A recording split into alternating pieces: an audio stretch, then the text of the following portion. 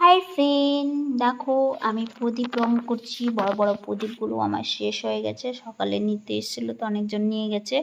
বাচ্চাদের প্রজেক্ট চলছে তাই তো এখন শেষ হয়ে গেছে। তো যদি কালকে আবার আসে তো পাবে না। তাই আমি প্রদীপগুলো একটু বানিয়ে নিই। দোকান টোকান বন্ধ করে খেয়ে দিয়ে এই যে প্রদীপ বানাতে বসেছি। তো বানিয়ে নিই, সকালে যদি নিতে আসে তো কালকে ওদের হয়তো লাস্ট প্রজেক্ট দেওয়ার আছে মনে হয়। যদি আসে তো কাজে লাগবে, ওই জন্য বানিয়ে নিচ্ছি। বসে বসে কী করবো, একটু বানিয়ে নিই, বানিয়ে টেনিয়ে তারপরে রেস্ট করব।